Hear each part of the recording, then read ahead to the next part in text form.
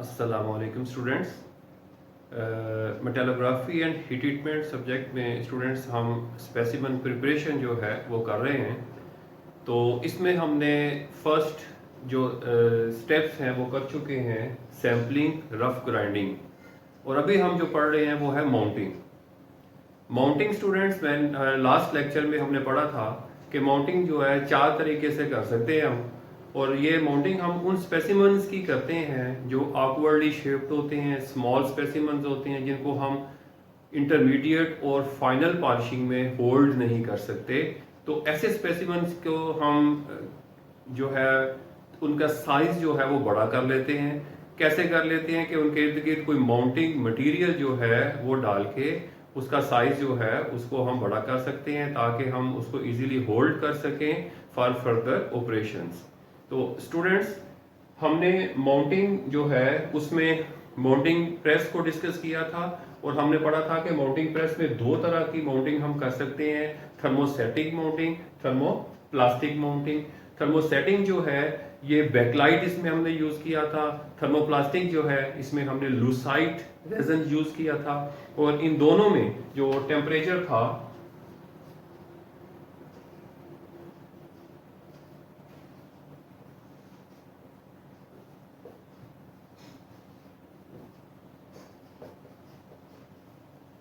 Students, दोनों cases में temperature 150 degree centigrade था, और प्रेशर जो हमने दिया था माउंटिंग प्रेस के अंदर वो था 4000 पाउंड्स पर स्क्वायर इंच। तो नेक्स्ट जो स्टूडेंट्स माउंटिंग का एक मेथड है उसको हम बोलते हैं cold mounting. Students, cold mounting को कोल्ड माउंटिंग इसलिए कहा जाता है कि इसमें हम टेम्परेचर को यूज नहीं करते, ना ही प्रेशर को यूज किया जाता है। स्टूडेंट्स, हमारी जो मेटल्स होती हैं वो डिफरेंट टाइप्स की होती हैं। तो बाज़ ऐसी मेटल्स होती हैं जिनको हीट और प्रेशर जो है वो अफेक्ट नहीं करते, लेकिन बहुत ही सेंसिटिव मेटल्स भी होती हैं जिनकी माउंटिंग अगर हम प्रेस के अंदर करेंगे तो उनका स्ट्रक्चर जो है वो डैमेज हो जाएगा। तो ऐसी मेटल्स की माउंटिंग के लिए हम कोल्ड माउंटिंग का जो मेथड है वो अडॉप्ट करते हैं। तो कोल्ड माउंटिंग जो है वो हम कैसे करते हैं? कोल्ड माउंटिंग, इसको हम एम्बेडिंग भी बोलते हैं, is defined as when a resin is mixed with a hardener. जब एक रेजन को हम हार्डनर के साथ मिक्स करते हैं, उस हार्डनर को हम एक्सीलरेटर भी बोलते हैं। उस हार्डनर का दूसरा नाम है एक्सीलरेटर, जो प्रोसेस को एक्सीलरेट कर देता है, तेज कर देता है। To provide a mounting compound के कोल्ड माउंटिंग में हम क्या करते हैं कि रेजन के अंदर एक हार्डनर जो होता है उसको मिक्स करते हैं, जो क्या करता है इस जो प्रोसेस है उसको तेज कर देता है, एक्सीलरेट कर देता है, और एक कम्पैक्ट माउंट जो है वो बन जाता है। And then the polymerisation process takes place to form the block is called cold mounting. और जब हम हार्डनर डालते हैं तो उसके अंदर रेजन के अंदर पॉलीमराइजेशन प्रोसेस होता है जिससे वो रेजन जो है वो हार्ड हो जाता है। स्टूडेंट्स, यहाँ एक बात समझने वाली है, वो कौन सी है कि यहाँ जो रेजन्स हमने इस्तेमाल किए थे थर्मोस्टैटिक में, थर्मोप्लास्टिक में, वो सॉलिड फॉर्म में थे। स्टूडेंट्स, यहाँ कोल्ड माउंटिंग में जो रेजन्स हम इस्तेमाल कर रहे हैं वो लिक्विड फॉर्म में है, और जो हार्डनर है, एक्सीलरेटर जो है वो भी लिक्विड फॉर्म में है। ये 2 लिक्विड है जो कि सेपरेट हैं। एक लिक्विड जो कि रेजन है मेन, उसके अंदर जब हम हार्डनर वाला लिक्विड जो है वो मिक्स करते हैं तो उसमें पॉलीमराइजेशन का प्रोसेस होता है, और जिसके नतीजे में वो आहिस्ता आहिस्ता उसकी सॉलिडिफिकेशन हो जाती है। हमारा जो रिक्वायर्ड जो सैंपल होता है, हमने जो माउंटिंग कप होता है, जिस कप के अंदर हम ये रेजन को पोर करते हैं, उसके बेस के ऊपर रख देते हैं स्पेसिमन, और उस कप के अंदर जो है रेजन, जो मिक्स्ड रेजन है वो डाला जाता है। ठीक है, और फिर आफ्टर सम टाइम उसको बोलते हैं क्योरिंग टाइम। उस क्योरिंग टाइम के बाद वो हार्ड हो जाता है और उसको हम निकाल लेते हैं कप में से। इस तरह माउंट जो है वो तैयार हो जाता है। ठीक है, in some cases process gives off heat. बस का क्या होता है कि बस ऐसे रेजन्स होते हैं कोल्ड माउंटिंग के रेजन्स, जब उनको मिक्स करते हैं तो हीट इवॉल्व होती है।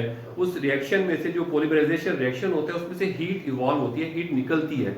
तो उसको अवॉइड करने के लिए हम, क्योंकि ऐसी मेटल के लिए कोल्ड मोल्डिंग इस्तेमाल कर रहे हैं जिसके ऊपर हीट का अफेक्ट होता है, तो ये जो स्मॉल हीट इवॉल्व हो रही है वो भी उसको अफेक्ट करेगी, उसके ग्रेन स्ट्रक्चर को। तो हम क्या करेंगे स्टूडेंट्स, हम फिर can be controlled by ice, उसके इर्द गिर्द, उस कप के इर्द गिर्द जिसमें हमने रेजन को डालना है उसके इर्द गिर्द हम आइस रखेंगे या फिर ब्लो करेंगे कूल एयर, ताकि वो जो हीट उसमें से इवॉल्व हो रही है वो कंपनसेट हो जाए, वो स्पेसिमन की प्रॉपर्टीज को डैमेज ना करे।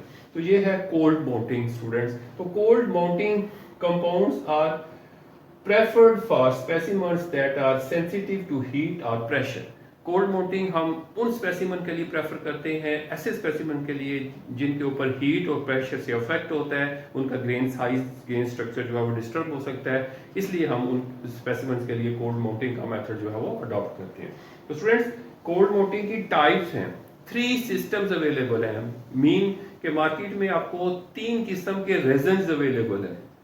जिस तरह मैंने कहा था, ये थर्मो सेटिंग में जो है बैकलाइट अवेलेबल है, लूसाइट अवेलेबल है, डिफरेंट कलर्स में अवेलेबल है। लूसाइट जो है वो ट्रांसपेरेंट होता है। सिमिलरली कोल्ड माउंटिंग में epoxy system, acrylic system, polyester system, ये 3 सिस्टम जो है वो यूज किए जाते हैं। 3 किस्म के रेजन्स आपको मिलते हैं साथ विद हार्डनर, तीनों के हार्डनर अलग अलग हैं, तीनों रेजन्स अलग अलग हैं, ठीक है। तो अपॉक्सी सिस्टम क्या है? These system have low shrinkage. जितने भी ये कोल्ड माउंटिंग के हैं सिस्टम्स, उनमें सबसे कम जो श्रिंकेज होती है वो अपॉक्सी सिस्टम की होती है, ठीक है जी। श्रिंकेज क्या होती है स्टूडेंट्स, हम जब मोल्ड के अंदर लिक्विड को डालते हैं रेजन को, तो अगर वो सॉलिड फॉर्म में आता है और सॉलिड फॉर्म में आने के बाद उसकी डायमेंशंस वही रहती हैं जो कि उस कप की हैं, तो इट मीन्स कि उसकी श्रिंकेज कम है, ठीक है जी। और अगर उसकी डायमेंशंस, वो सुकड़ जाता है, डायमेंशंस कम हो जाती हैं, तो उसमें श्रिंकेज ज्यादा है। ऐसे रेजन्स जो है वो सूटेबल नहीं होते जिनकी श्रिंकेज ज्यादा होती है, ठीक है। जिनकी श्रिंकेज कम हो वो सूटेबल होते हैं। तो ये जो है अपॉक्सी सिस्टम, इसकी श्रिंकेज बहुत ही कम है।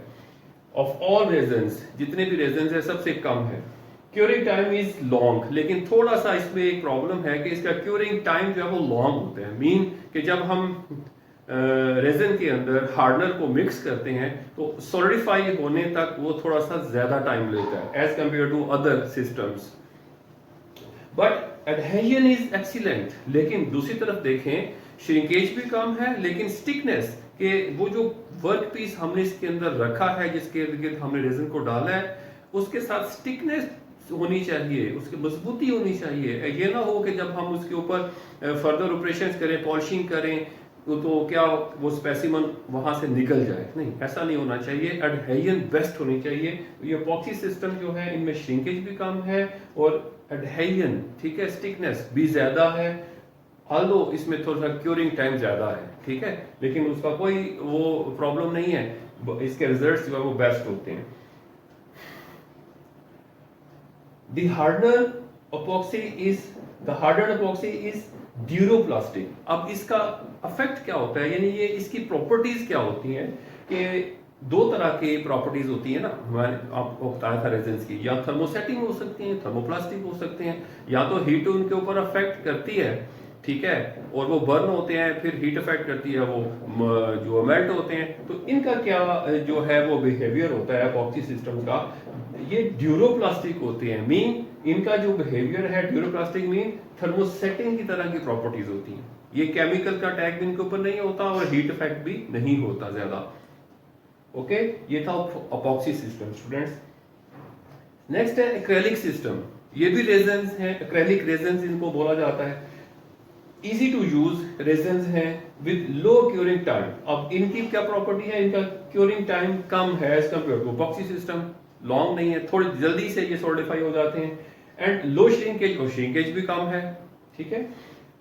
हार्डन्ड एक्रेलिक और थर्मोप्लास्टिक, और इनका जो है प्रॉपर्टीज क्या होती हैं, किस तरह की होती हैं, ये थर्मोप्लास्टिक वाली प्रॉपर्टीज होती है। मीन के ये ट्रांसपेरेंट होते हैं।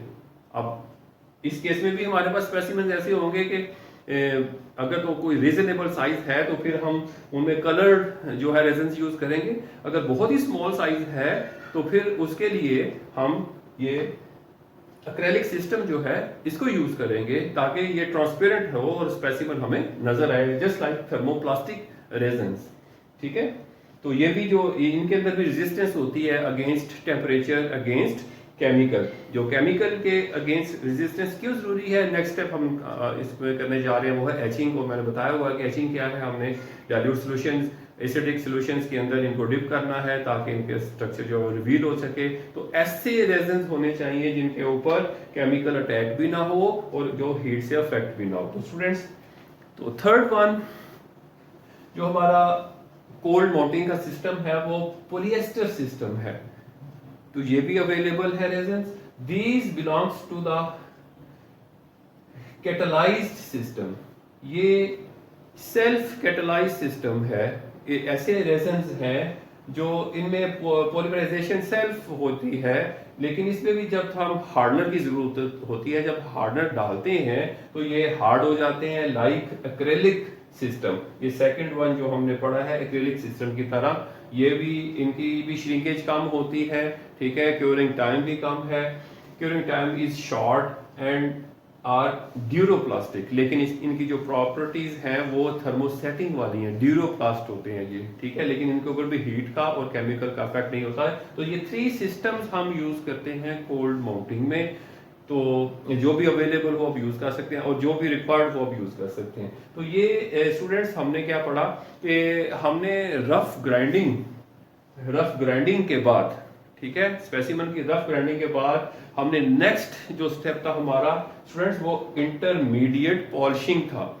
इंटरमीडिएट पॉलिशिंग था रफ ग्राइंडिंग के बाद।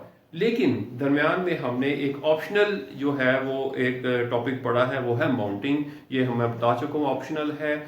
ये हम उस सूरत में अडॉप्ट करेंगे जब हमारे पास स्पेसिमन बहुत ही छोटा है। अगर बड़ा स्पेसिमन है तो हम ये माउंटिंग को स्किप करेंगे। ठीक है जी। तो स्टूडेंट्स, अभी माउंटिंग कंप्लीट नहीं हुई। माउंटिंग की फोर्थ वन टाइप है, लास्ट वन टाइप है मैकेनिकल माउंटिंग। तो स्टूडेंट्स, लैब के अंदर हम जो है आप अपनी लैब के अंदर एक माउंट बना सकते हैं, जस्ट लाइक दिस। ये आपको एक माउंट नजर आ रहा है। अभी हम समझेंगे कि ये क्या है। तो small specimen like sheet metal specimen. आपके पास एक स्पेसिमन है, एक शीट है, शीट मेटल है, उसकी थिकनेस जो है 1 मिलीमीटर या उससे भी कम है।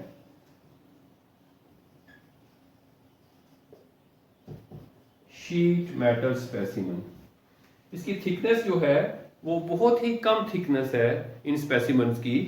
तो अब इनकी फाइलिंग स्टूडेंट्स, इसके ऊपर फाइलिंग करनी है, इसके इस एज की प्रिपरेशन करनी है हमने। इसका एज अगर मैं इसका साइड बनाऊं तो बहुत ही स्मॉल ये एज होगा।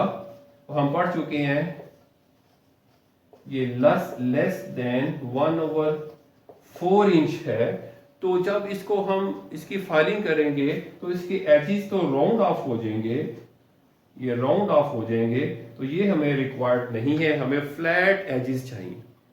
तो ये शीट मेटल की स्पेसिमन हैं, इसकी एज की प्रिपरेशन करनी है हमने। तो उसके लिए हम क्या करेंगे, small specimen may be clamped in laboratory made clamping device। हम इनको लैब के अंदर एक क्लैंपिंग डिवाइस बना के उनके अंदर हम इनको क्लैंप कर लेंगे कि हमने 2 जो है फिलर शीट्स, इनको हम बोलेंगे फिलर शीट्स, 2 स्ट्रिप्स ली हैं मेटल की। और इन 2 मेटल्स की स्ट्रिप्स के दरमियान मैंने इस शीट मेटल के स्पेसिमन को रख दिया। ये रेड कलर का आपको नजर आ रहा है शीट मेटल स्पेसिमन। और इसके अंदर मैंने वाइस के अंदर इसको होल्ड करके 2 जो इसके अंदर होल्स किए हैं, सुराख किए हैं, और इन सुराख के ऊपर मैंने नट एंड बोल्ट्स लगा दिए हैं स्टूडेंट्स। और अब ये जो है ये एक कॉम्पैक्ट शेप बन गई है। आप इसकी किसी भी साइड को प्रिपेयर कर सकते हैं, किसी एक साइड को। तो स्टूडेंट, जब हम इसकी साइड को, ये वाली साइड को प्रिपेयर करेंगे तो क्या होगा कि ये जो एजेस हैं इस शीट मेटल के, इन फिलर शीट्स की वजह से बिल्कुल स्ट्रेट एजेस आपको मिलेंगे। तो इसी तरह इसको तैयार करके अंडर द माइक्रोस्कोप आप इसकी इस शीट की स्टडी कर सकते हैं। अब ये thin sheet specimens are alternated with metal filler sheets which have approximately the same hardness as the specimen। Precaution क्या है? प्रिकॉशन ये है कि जो इस सबसे बेस्ट ये है कि ये शीट मेटल है, ये जो वर्क पीस है, जो इसका मटेरियल है फिलर शीट्स का भी वही मटेरियल हो। ठीक है जी, वही मटेरियल होगा, तो जब इसकी ग्राइंडिंग पॉलिशिंग करेंगे तो उसके ऊपर फाइलिंग का इफेक्ट एक जैसा आएगा। लेकिन अगर मे बी के मेटल कोई चेंज हो सकती है, लेकिन अगर मेटल चेंज है, ये मेटल चेंज है स्पेसिमन, तो ये कोशिश की जाए कि इन दोनों की हार्डनेस एक जैसी हो। ठीक है, अगर हार्डनेस एक जैसी होगी तो फिर भी फाइलिंग जब करेंगे तो एक जैसा इफेक्ट आएगा। तो ये फिलर शीट्स की जो प्रिकॉशन क्या है कि स्पेसिमन और फिलर शीट की हार्डनेस जो है वो एक जैसी हो। The use of filler sheets prevents surface irregularities of the specimen. Filler sheet की वजह से जो सरफेस इरेगुलरिटीज आनी थी फाइलिंग की वजह से वो नहीं आएंगी, और प्रॉपर स्पेसिमन के एजेस जो है वो प्रिपेयर होंगे, वो राउंड ऑफ नहीं होंगे। तो ये हमारा स्टूडेंट्स माउंटिंग जो है वो कंप्लीट हुआ। किसी भी मेथड से अकॉर्डिंग टू स्पेसिमन हम माउंटिंग का जो मेथड है उसको सिलेक्ट कर सकते हैं। अब इंशाल्लाह नेक्स्ट हम क्या करेंगे, नेक्स्ट हम पॉलिशिंग करेंगे, इसकी इंटरमीडिएट पॉलिशिंग, फाइन पॉलिशिंग, और फिर इंशाल्लाह हम एचिंग पढ़ेंगे। तो स्टूडेंट्स आज का लेक्चर इतना ही है, नेक्स्ट टाइम इंशाल्लाह दोबारा मिलेंगे। ओके, अल्लाह हाफिज़।